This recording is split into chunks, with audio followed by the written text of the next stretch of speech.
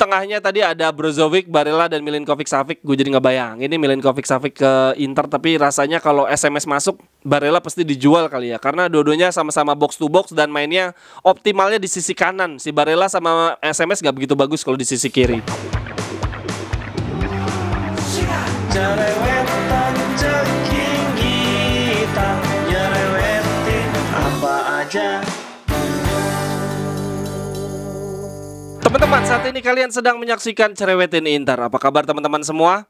Hari ini gue mau ngasih 4 kabar terbaru tentang Inter. Yang pertama tentang kabar kesehatan Lukaku, lalu ada kontrak Skriniar, kemudian statistik Onana dan Handa, dan yang terakhir Barella terpilih sebagai gelandang terbaik Serie A.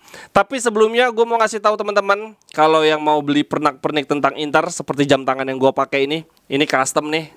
Dalamnya nih motifnya Inter, lalu ada topi custom, kemudian kayak food cart di belakang. Pokoknya semua hal termasuk mikrofon, laptop, semua hal yang gua beli, teman-teman bisa lihat di kolom deskripsi. Di situ gua cantumin ada link daftar barang-barang yang gua beli di e-commerce mana. Beli dari link itu aja.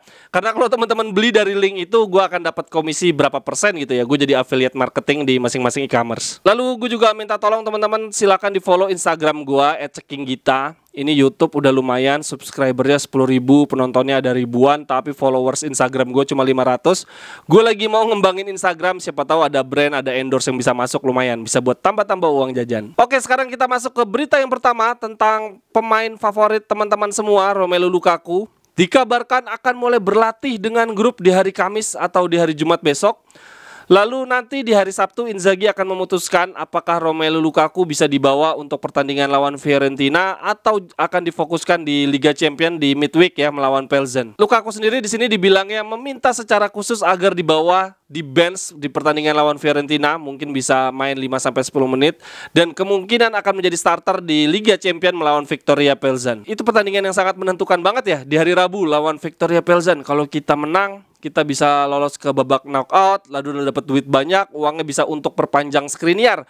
Jadi kalau Romelu Lukaku dikasih kesempatan main di Liga Champions, jangan sampai pala blunder, jangan sampai pala buang-buang banyak peluang. Ini kalau dilihat dari statistik musim ini, Lukaku tuh hanya bermain sebanyak 227 menit. Kalau nggak salah di Serie A cuma 4 giornata ya.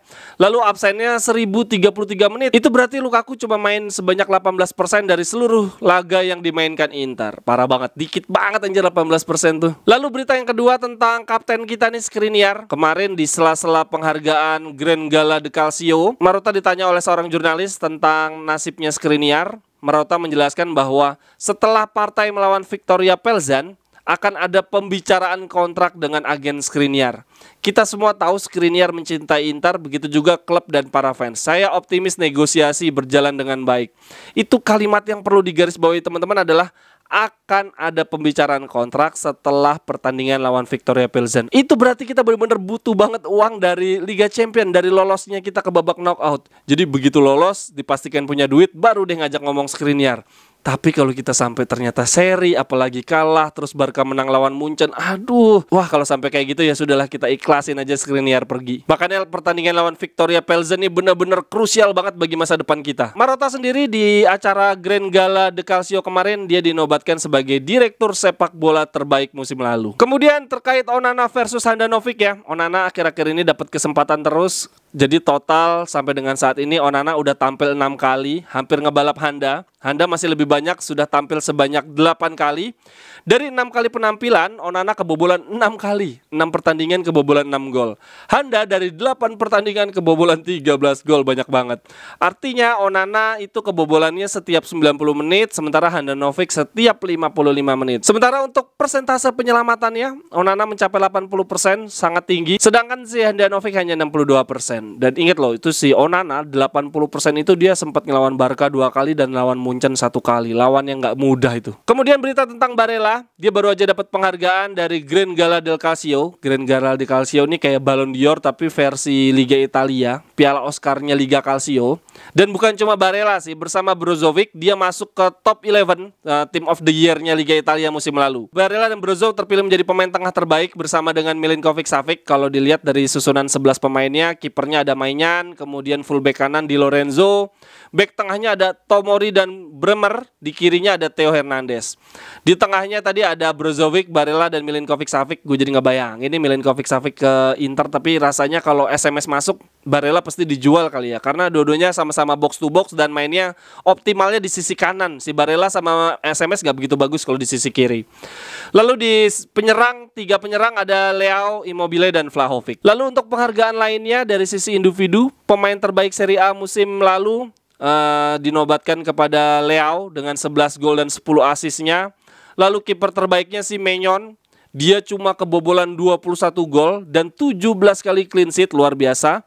Best timnya Milan, kemudian pelatih terbaiknya Pioli. Nah ini gue coba bandingkan dengan waktu eranya Inter Scudetto di musim sebelumnya. Waktu itu yang terpilih sebagai pemain terbaiknya, player of the year-nya Lukaku, pelatih terbaiknya Conte. Lalu untuk penghargaan team of the year di susunan tim terbaik di musim ketika Inter juara, itu ada 5 pemain Inter tuh. De Vrij di posisi back dan bukan Skriniar, teman-teman.